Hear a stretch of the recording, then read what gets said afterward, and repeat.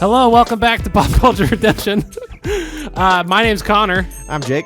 I'm Priscilla. And I'm Kim. And we are a show, a podcast, a collective, All a three. group, a combination, All Community. Of the community. above. A commune? No. No? Okay. Here to help the church have a better vision of God working in popular culture. And today, we're going into true crime. Bum bum. Bum bum. Pop, pop. Pop pop. Pop, pop.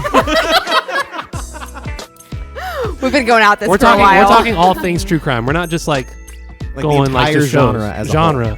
Yeah. The culture of true crime All of it. or something. Podcasts, shows, movies, whole. Books. All of the above. And real life. and real life. It's all on the table. Bum bum. Pop, pop. That's a great point, Connor. It's on the No. table. No. It's on the It's table. on the table. It's on It's the on the table. All right. So we're just diving right in.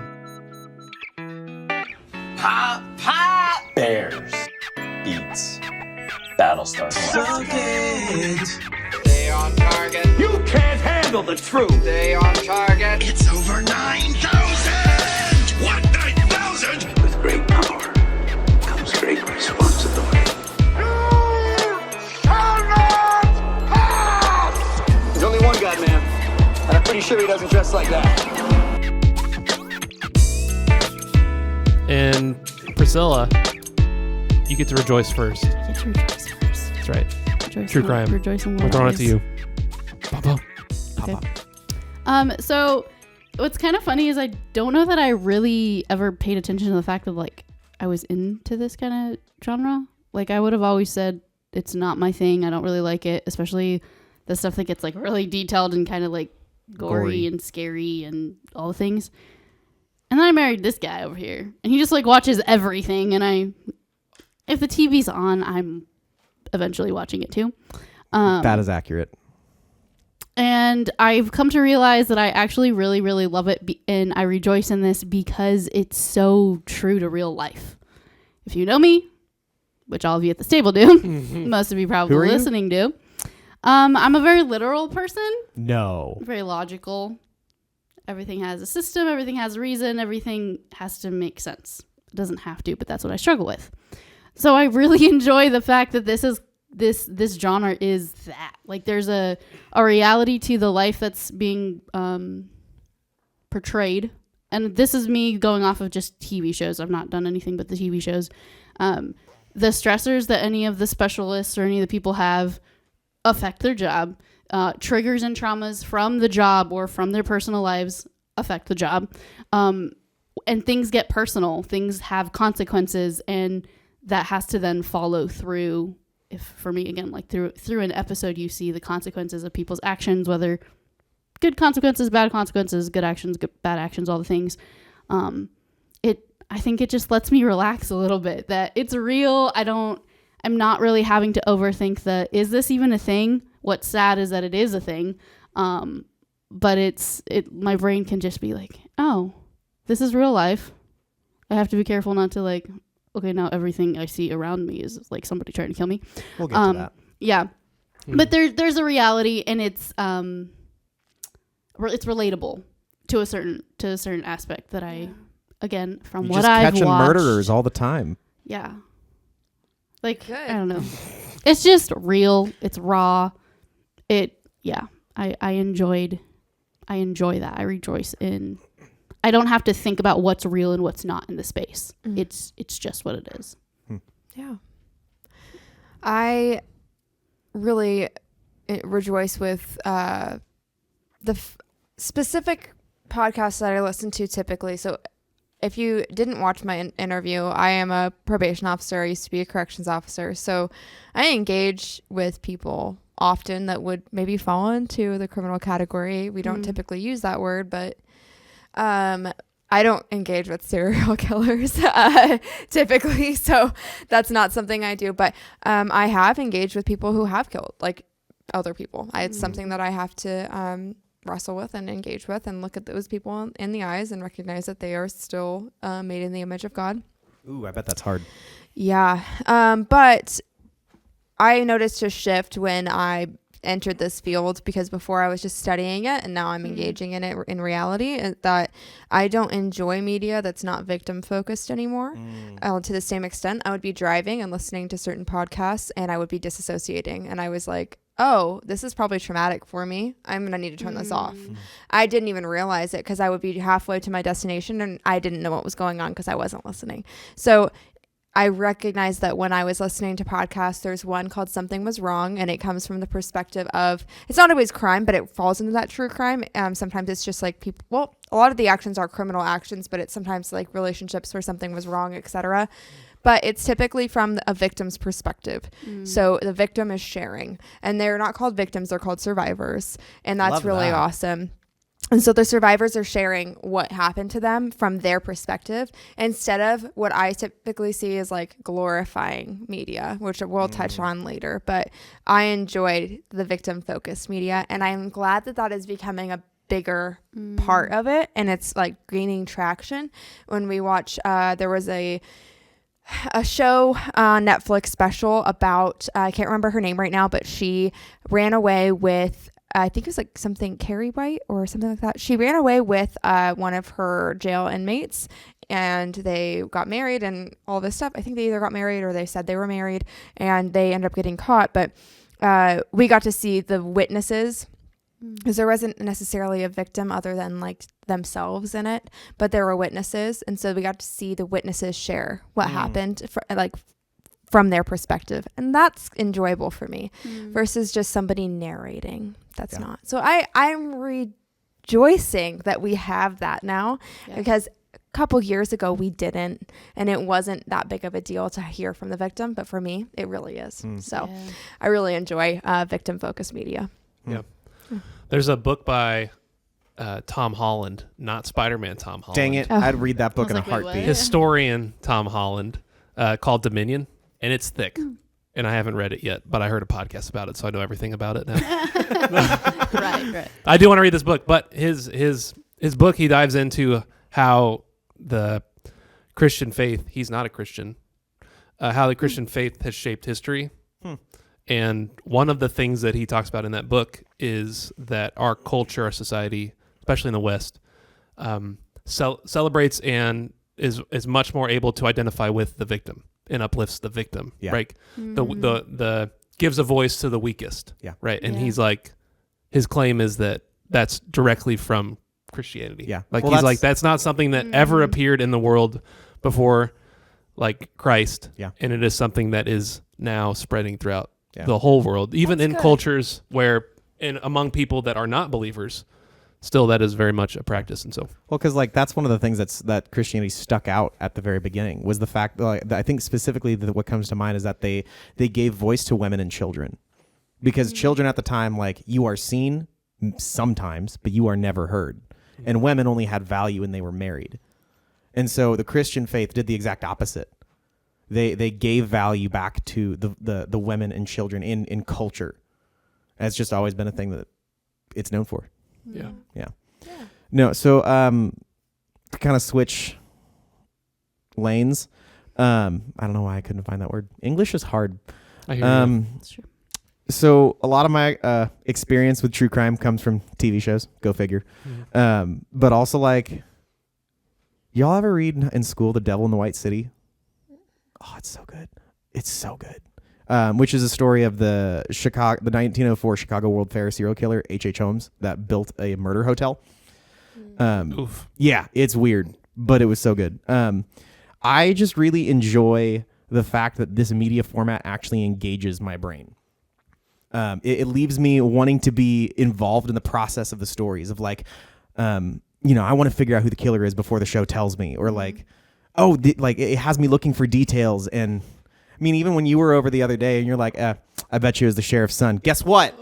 It was the sheriff's son. That's so funny. Nailed it. But like, it leaves you guessing. It leaves you in like actually engaging and involving in the media in a day and age and in a media culture where most of the rest of the genres just try to help you turn your brain off. It's like brain rot. Yeah. But this isn't. And I really, that's actually why I watch a lot of true crime shows, Criminal Minds, like BBC Sherlock, Bones, this kind of stuff. Like I love watching those shows because it's like, instead of watching the sitcoms and the drama shows where you just have it on and your brain turns to nothing, this actually leaves me like, oh man, I wonder what's going to happen next. Like, I bet you it's this guy. Like it just, I'm engaged. Yeah. And if you have a really hard time engaging with it, you probably need to pause. Yeah. Because that normally means that you've overconsumed it, or it's causing trauma for you. Maybe that's a warning for all media formats. Yeah. If you can't remember like what you just watched, it's probably because your brain You're desensitized. You couldn't to handle it. Yeah. So just don't do it. But Great point. if you can focus in on it and you find it entertaining, then yeah, it's good. And if it brings you closer to Jesus. That's true. That's another big one. But we'll talk about that when we redeem. Yeah. So yeah, that's my whole thing. That's what I really enjoy about it. So good. Love that. It was the sheriff's son, huh? It was the sheriff's right. son. That was Yeah. right. I was a little confused at the and comment. he ended up actually being a cannibal, which is the weird thing. Oh. Don't rejoice that. Nope. Oh wait, that might have been a different episode. No, it was that one. Okay. No, Yeah. It was that one? It was that one. Yeah, I went over to Jake's and Priscilla's to play Monopoly, but Criminal Minds was in the background. Thank you for giving me a reason to watch Criminal Minds again, because I never finished it. I'm just glad that... Have you finished it? No. Oh, I was about to say, no, there's no way I'm watching 10 seasons in 2 days. It's a lot. It's quite a bit. I know. That's what I was going to say. I was like, bro. We need to talk after this. All right. That was our rejoice. Yeah, we need to take a break so they can have an intervention for me. We're going to take a break. That's right. And we'll be back with Reject in a second.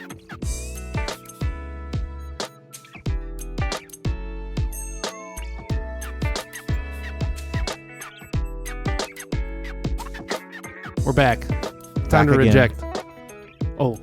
No, I don't know the rest of the words. Shady's back. Back again. Guess who's back? That's all I know. Oh, okay. I know 4 more words than you do. Wow. All right, now we get to name what is not so good, or also known as bad, within the genre of or true misunderstood. crime. Oh, Yes. Period. I'm not mad. I'm disappointed. I don't like it. That's All just right. parent That's speak for worse. mad. All right, yeah, I know. Reject. Kim gets to start us. Yeah, so my rejection is about... I'm basically rejecting glorifying the perpetrator, the criminal in the instant, or in the media. So there's a couple things, like the podcast I was talking about earlier that I realized I was disassociating, which is like the most popular true crime podcast is Crime Junkies. I used to literally listen to every episode, and I would get their notifications because I loved them so much. And there's nothing wrong with them, but the issue is that like either it became political because they didn't agree with how the case was handled, or it just felt like the victim was the afterthought for me. And then when it really connected, and this is around the same time, so maybe like Dahmer was the catalyst for that for me, but Netflix's Dahmer. Anyway, Netflix's Dahmer, which he did this on purpose or something. I'm a little nervous. Basically, they stop looking at me. I know I'm supposed to look at. So You're the one talking. Netflix's Dahmer. First of all, I never clarified, like I didn't actually look up to make sure this was accurate, but what the discourse when it came out was that the victims' families did not know this was going to happen, and they didn't know that their loved ones were going to be portrayed by actors that looked like them and acted like them. That's so traumatizing. Right. And then it's from Dahmer's perspective, and so we get to see him dismantling people and eating people on TV. Yikes. And they're real. It happened. They're real people, and it's so traumatizing. And I watched it with my husband. We had to finish it. I was like, I started it, I gotta finish it. Which I'm gonna say, if you feel like you gotta stop something halfway through, just do it, because I have a hard time doing that, because I think I can redeem it. I don't think there's anything redeemable. That explains why you're on this show. Yeah, there we go. But I don't think for that show there was much that was, because it was so glorifying of the killer that I wouldn't even be surprised if we got copycats because of it, or people that were already messed up thinking about these things, seeing it in media glorified to where people were like making TikToks and POV I'm Dahmer. Like, it's just gross to me, and I could never. And also, we forget about the victim because the person who gets the most screen time is the killer, and so we see the same thing with the BTK. I mean, we know that we're in the Midwest, where we know BTK. Do you know any of the victims' names? Who's BTK? The Park City. He lived in Park City. He lived 4 minutes. 4 minutes from somewhere that I hang out at a lot. And he was a murderer. Oh. A serial killer. You didn't know BTK? Google. I've heard of him, but also we didn't grow up here, so like. Yeah. Oh yeah, he's sitting up in El Dorado.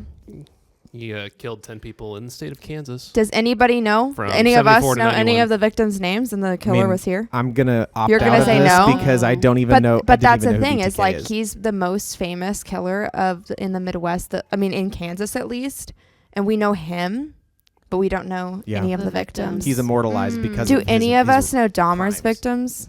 Like, we can go on. Yeah. Like the only victim that I feel like was super popular is Sharon Tate. Like, that's it because she was portrayed from her perspective in Hollywood.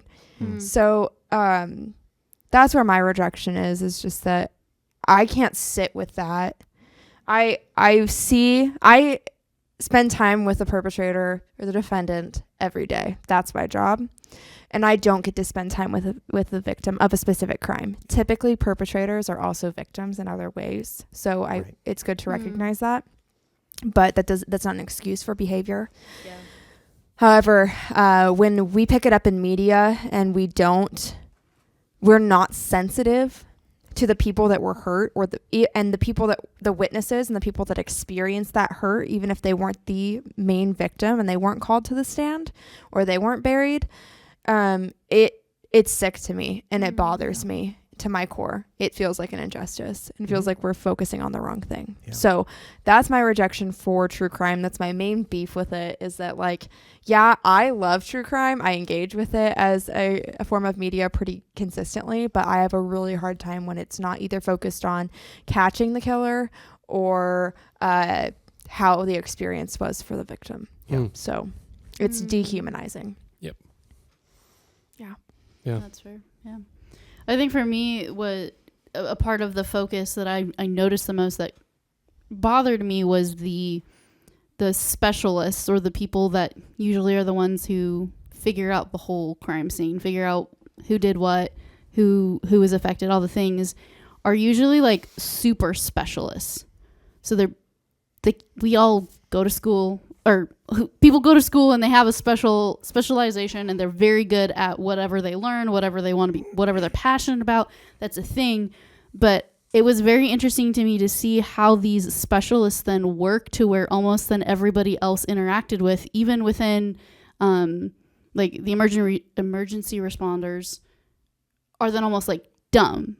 Like that they're not noticing certain social cues or they're not noticing certain clues. They're not noticing pieces that is almost an excuse. Like why wouldn't we take time in whatever job we are to understand pieces of psychology, pieces of who we are as people, if to not understand others, to understand ourselves. I thought, it's interesting. We all do have something that we specialize in, but we all should be willing to learn something that helps us understand each other and to do our job better. Exactly. Yeah, like that's a difference between somebody who is a cop and gets a paycheck and somebody who's actually really good at it and wants to help people. Yeah.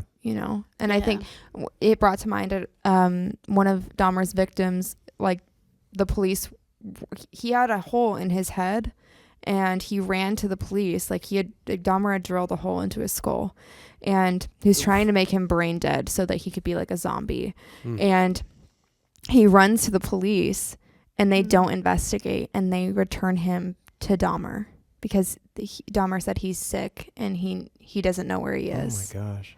And so if more training was available to those officers or I'm not saying they're bad. I don't know them personally, of course, but if we're going to take that in context and look from the outside, how many times because we don't spend time learning and engaging, we're not, and growing in our positions that we miss opportunities to help people because we're not trying to help. We're not trying to do more, to be better at our jobs. Right. But I don't need to give someone the gospel. I just need to take them to church, and my pastor can save them.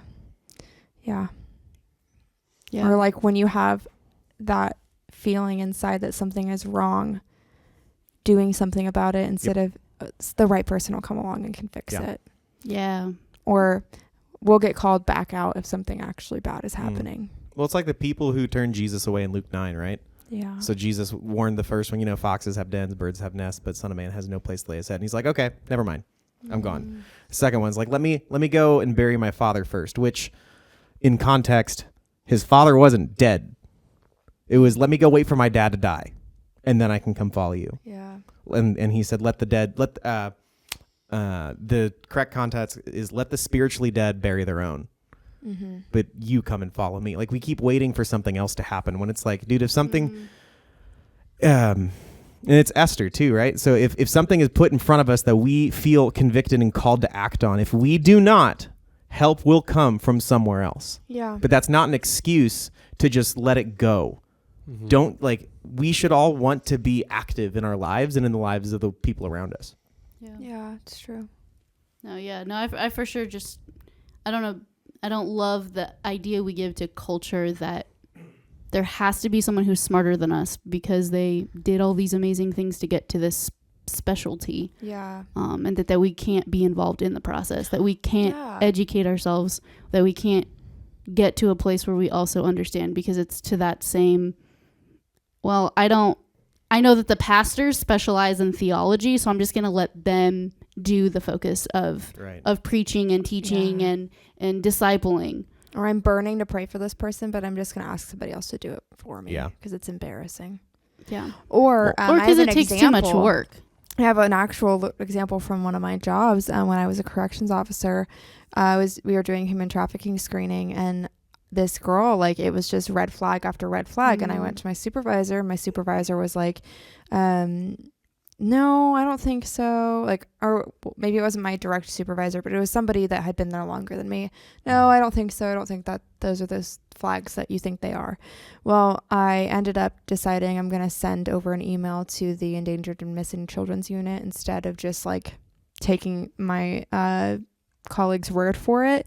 And they ended up opening a deep investigation because there was human trafficking going on. Wow. So if I just took my supervisor or my colleague or somebody who has been there longer than me or has more schooling than me or is supposed to be better at the job than me, if I took their word for it, I might have just delivered that child into another abuser's hands instead of being able to try to get them some help even if they didn't want it. Yeah. So that's it. Sometimes we're called to do something and we just have to do it, and we have to learn and do better. And just because somebody else might be on paper better than us or better at one thing and not the other doesn't mean we're not called to do it ourselves. Well, and I don't know if funny is the right word. The odd part about it is especially when it comes to sharing our faith with other people, and the excuse of I don't really know theology. That's just my pastor's job. The theology isn't what saves people. Yeah.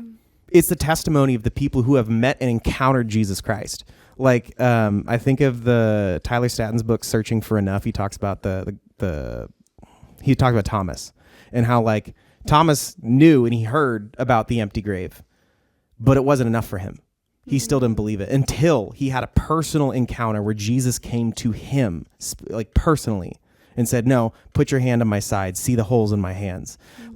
It's not what we know that saves people. It's what we do. It's what we share about our lives, because if you're never going to argue someone into heaven. Yeah. But you can love them into it. Yeah. I think there's value too in recognizing the spiritual discipline and practice of listening to the Holy Spirit, and then doing what the Holy Spirit prompts you to do, and recognizing and putting your trust in the Spirit of God more so than anything else, whether it's your own understanding or somebody else is smarter than you and they said that, whatever, because the Spirit of God is above, higher. His thoughts are higher than our thoughts. God's thoughts and ways are higher than our ways. I just read this in, I think I said this in the last podcast or 2 podcasts ago, but purpose-driven life, Rick Warren talks about obedience is what like unlocks the power of God in your life. Yep. Like, I mean, God's, like it's actually doing what you're called to do in faith, right? Yeah. Obedience is an act of faith. Yep. Because obedience requires trust and a step of responding, trusting that something is going to come from me doing this thing that I don't understand completely. Or maybe you do understand completely, but it's really hard. Right. Yeah. Right. Or whatever it is, that's when the power of God. Because it's a muscle. Yeah. If you do not work on it, it will not get stronger. And I feel like the terrifying part for a lot of people is taking that first step of like, okay, the Spirit's prompting me. I feel like I need to go pray for that person. And oftentimes, the first time you're acting on that, you end up being wrong. But it's like if it works, then now you know what the Holy Spirit's voice sounds like in that instance. If it doesn't work, now you know what it doesn't sound like. Yeah. Yeah. Was that Romans 12 too? Be transformed by the renewing of your mind. Then you'll be able to test and approve what God's will is, his good, pleasing, and perfect will. Yep. Yeah. Dang. Love it. You got to reject? Sorry, I thought I already said it. Yeah. I pointed at Jake and he looked at me like, "Why are you pointing at me?" I was like, "I think you have one, man." So no, my problem with true crime, and this is not something I personally deal with, but I was reminded of a previous episode we had like last year. True crime trains us to see the worst in humanity. In that, because I remember we did our Hallmark episode last Christmas with a friend of the show, Lizzie Karen, and she talked about, I don't know if this is on the episode or not, so maybe I shouldn't be saying this, but she had talked about like how she started watching like one of those true crime shows and started getting scared when she was walking back into her house and saw somebody somebody in the dark walking towards her and assuming that like, what if that person's trying to kill me? Like, it just... we and my other problem with it is that this is really just the modern age Coliseum, where we can watch people die, but it's okay because you're not real people. And like you were saying, Kim, it can desensitize us to these violent acts to where it just doesn't matter, or we just don't see it as real. Like that doesn't happen. Yes, it does. It does. But that also doesn't mean that it's the only thing that happens. It doesn't mean that. And I'll say this on a future episode, but like it doesn't mean that every person that comes across as having an ulterior motive has an ulterior motive. Yeah. Like it doesn't mean that every single person is out to get us, out to kill us, out to hurt us, out to rip us off. Like that's not how every human being is. So when all we see is the bad, guess what? All we'll ever see is the bad. Yeah. As long as we said this on last episode too, is that like anything we engage with is what we end up seeing. So if all I'm looking for is the worst in humanity, I'm going to find it. It's true. Yeah. True crime. Yes. Break time. We're taking a break. We'll be back to redeem.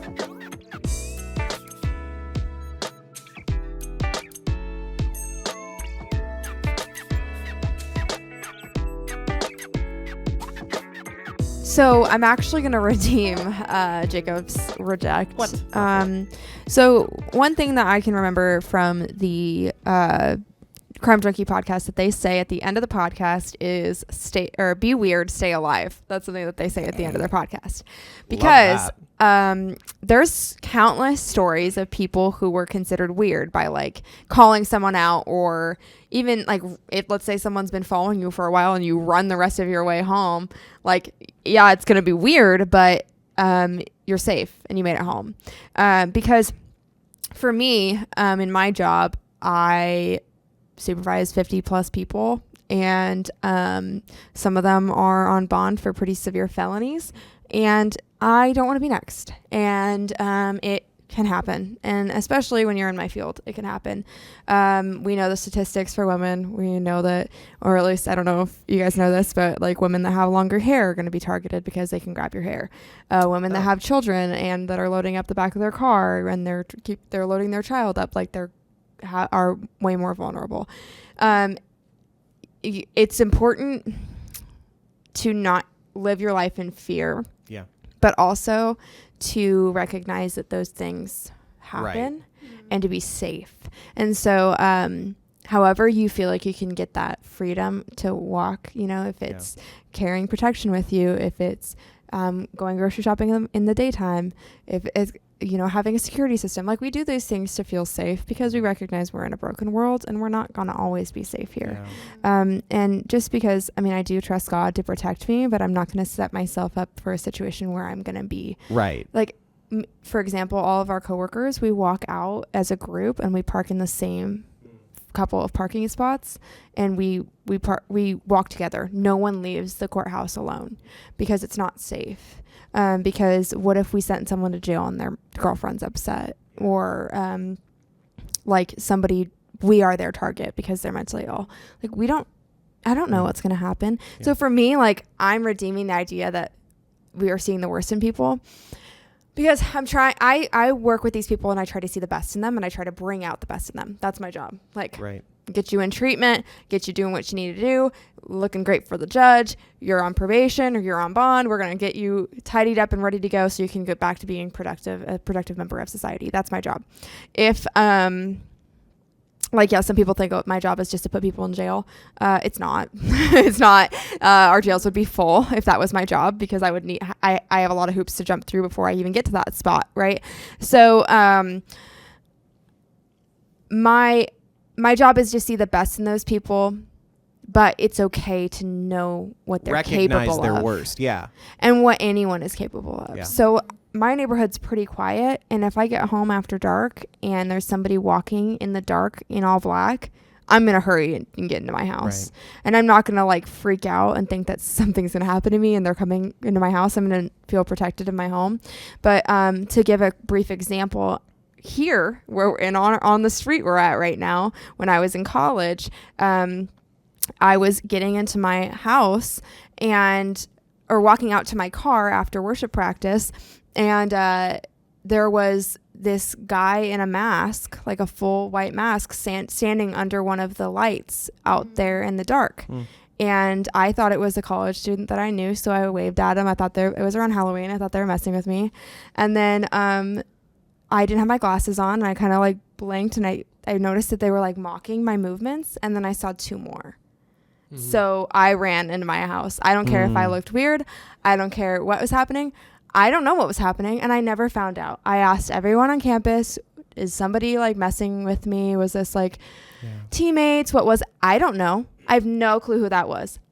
There were 3 of them. There were 3 people in masks outside of my house. I don't know who they were. This was before I even entered my profession. So now, entering my profession, I recognize I could be a victim at any point, but I'm going to be safe, and I'm going to not be in fear. So I'm also going to be fully aware of my surroundings, and I think it's important that we are. Well, yeah, that's biblical. I think about the second time that Jesus like sent out his disciples, because the first time he's like, don't take anything with you. Don't take a staff. Don't take a sword. Don't take money. Just bring your clothes and the sandals you're wearing. The second time, were you like looking this up? Going. Okay, keep going. The second time he brought it up, he's like, grab your sword. Oh, never mind. Grab what you need. Like, it's not the same. What were you thinking? No. Keep going. Okay. Finish your thought. I didn't get. Is that your thought? That was that was my first thought. That's a great thought. I had 2 thoughts because I always have 2 tabs open. Because but like Jesus was saying, take what you need and protect yourself.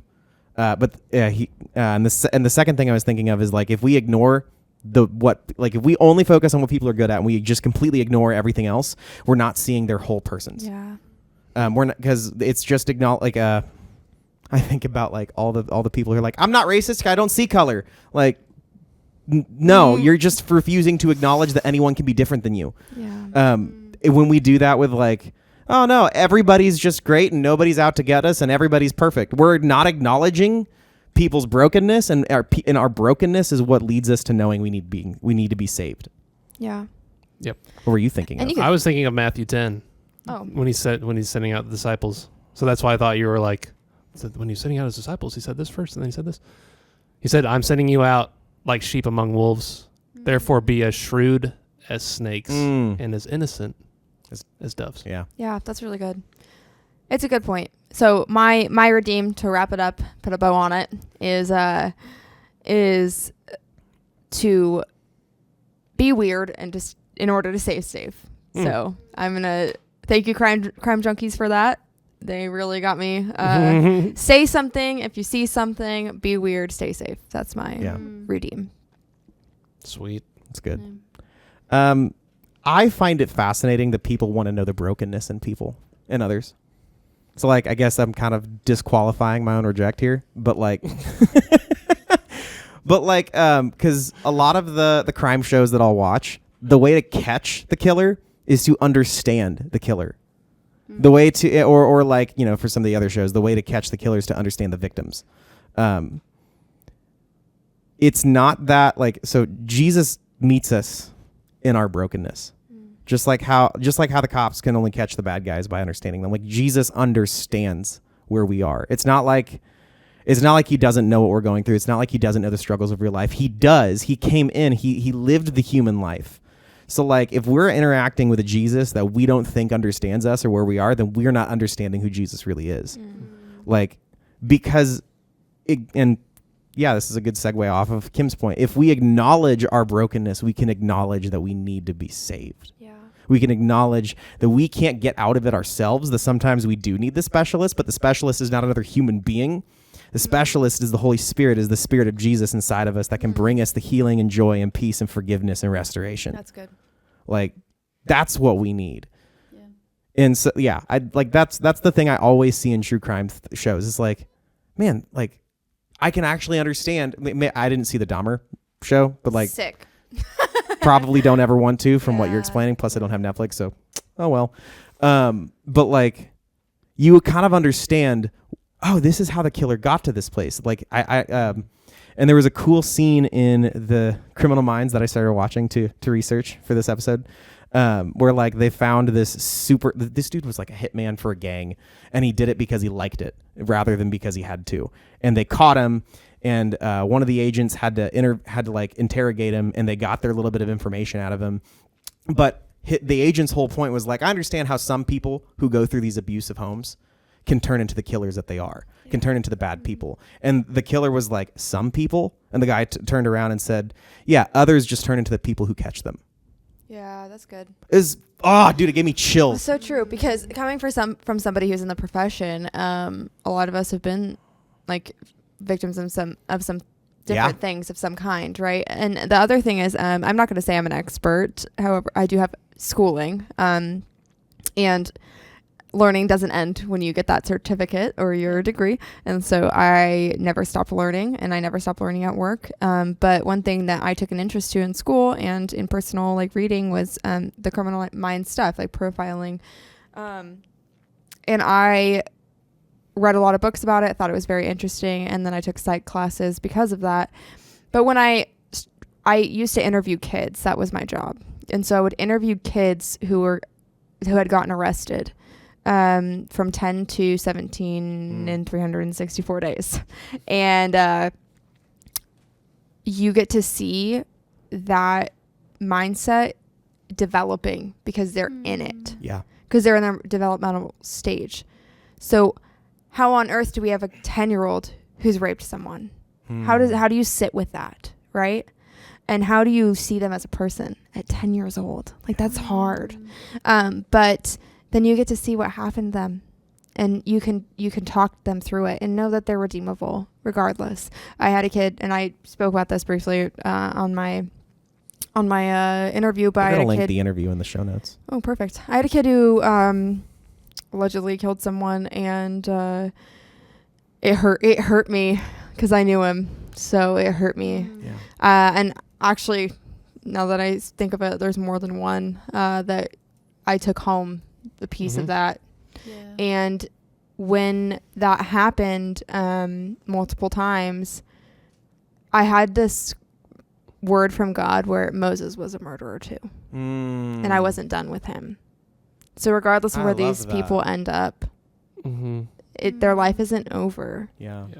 Their life isn't over. Yeah. So well, and the way you're able to approach them is by understanding where they've been too. Yeah. Because and I mentioned this on our Spider-Man episode. I'm just referencing everything here. But our Spider-Man episode, like I talked about like how Tom Holland's Spider-Man tried fixing all the different villains without understanding them. And the only way he was able to save Doc Ock was because he actually had an experience with him. He kind of started to get what was driving him nuts. When we don't approach that, when we don't approach broken people from our own brokenness, then it just turns into trying to fix or stop someone. Well, like you're saying, like these people have lives. And so you can try to stop them or you can try to help. Right, because sticking someone in jail for something that they might do because they've been hurt, also that's unconstitutional and that's not allowed. But you can't tell me how many times I get calls from people and they're like, I'm worried they're gonna do this. Can you put them in jail? No. That's illegal. But also, you can't punish someone for something they haven't done yet. And also, why is our answer lock them away from society? Why is it not let's embrace them, let's help them, let's help heal the hurt there? Yep. Yeah. Two things. Thing one, there's a great movie about that concept, about putting people in jail for potential future outcomes. It's a Tom Cruise movie. It's called Minority Report. I heard about this. Yeah, I haven't seen it. It's an older movie. So there's thing one. Thing two is, I think like we would hopefully, believers, we would all say that we don't believe, wait, hold on. Too many negatives. We believe everyone is redeemable because of Jesus, right? We would say that with our minds. But some of us might think differently, feel differently in our hearts, or maybe there's this like shadow corner of our brain that's like, yeah, but not that person who did that thing, you know. I'd invite you to go research Saul of Tarsus. Yeah. Because, that person wrote 2/3 of the New Testament. Yeah. Yeah. Minus the Gospels. Yeah. Well, like, I feel like oftentimes it's because we're trying to take justice into our own hands. But it doesn't belong to us. And so it's they don't deserve redemption because they hurt me so bad. It's like, no. If Hitler accepted Jesus, he'd be welcome in the kingdom of heaven. Or it's like, not even me. For me, I'd say they hurt kids. Yeah. Yeah, whatever the thing is. That's where it hurts for Wherever me. your line is. Yeah. If someone's crossed that, they still deserve the grace of Jesus. But I've never looked into the eyes of someone that God doesn't love. Ooh. And so That's good. every day at work, I look into the eyes of people that God loves, regardless of what they're doing, have done. You know, I try to start my day with that reminder because sometimes I want to ring them out. Right. But yeah. Yeah. It's good. That was good. Well, Puts out a and that's t-shirt. like really altogether what I kind of wanted to say. So y'all said it great. Let me just wrap that up for you guys. What I noticed again in the true crime, again specifically more in Criminal Minds and like Bones, the psychology essentially. Yeah. There is a pattern. There are behaviors that are just expected that can lead to something or that do end up leading to something, or for the specialists, help them understand this is most likely the next step of the person we're trying to catch, because this is usually what happens. And when there's an exception, it's usually because there was a piece of information missing or there was false information given, and then that's why they can't get to the right conclusion. But I think that's such a beautiful example for us in being the exception. We as humans get very caught up in two different exceptions, that we are the exception and we cannot be forgiven, that God, like, what we've done is the worst of everybody else, and there is no way that God can love us because of what we've done. But also that we're the exception and God's never going to call us. Like, we can't do what the Lord is calling us to do because we're too broken and messed up, and somebody else is going to do it anyway. Yeah. And that's really what gets why do we believe that though? Because we're also missing information, or we're choosing not to hear the truth for ourselves, because John 3:16, it's for who? For everybody. Yeah. For everybody who believes. Like, there's no word in there for, okay, except the person who does this sin, or except the person who behaves this way, or XYZ. And unfortunately, with the way that most of these true crime things are set up, these are the worst case scenarios in most of these spaces. So we don't look at this picture of, but this person can still be redeemed. Yeah. Well, and what's the next verse after John 3:16? It says, "For God did not send his son in the world to condemn it, but to save it through him." Come on. So the story isn't about you, it's about him. Come on. It's not that you were too bad, it's that Jesus is that good. He's that good. There we go. Yeah. That's right. I also thought of Romans 10:9. If you declare with your mouth that Jesus is Lord and believe in your heart that God raised him from the dead, you will be saved. Period. That's it, folks. Like, that's what it is. That's right. I watched a clip too where I don't remember who was preaching, but this is not me. This is from somebody else. But he was talking about how the thief on the cross that Jesus said you're gonna be with me with paradise is like at the heaven's gates, and he's like talking to the angel, and they're like, what are you doing here? And he's like, I don't know, I'm just here. And they're like, well, what's your like theology on atonement or whatever? And he's like, I don't even know what that is. and they was like, hold on, I gotta get my supervisor. So he like runs and gets the supervisor angel and brings it back. Oh my God. They're like, what are you doing here? He's like, I don't know, just the guy on the middle cross said I could come. Then that's it. That's good. Yeah, I love that. I know. That's beautiful. If we ever find it, we'll like reshare it too. on our Instagram or something. I gotta look for that too. That's good. Yeah, so good. Come on. Yeah. All right. Who does that is where we're gonna go with true crime. So good. So good. I love it. Turns out true crime turns into true redemption. Woo! Nailed it. Boom. Boom. Thank you for joining us at Pop Culture Redemption. Remember, God's still at work in pop culture. And we'll see you next time. Bye-bye. Okay, bye. All right. Thanks for tuning in to today's episode. Just a reminder, again, in a few days, this is coming out on a Tuesday, the following Friday, January 17th, we have our live show in McPherson, Kansas. We hope you'll be able to make it. If you want more information, order RSVP. If you haven't already, you can check out the show notes below for the link to RSVP. We're really excited about the live show. We're looking forward to it, and we hope you are going to be there. So again, thanks for tuning in today. We'll see you next time.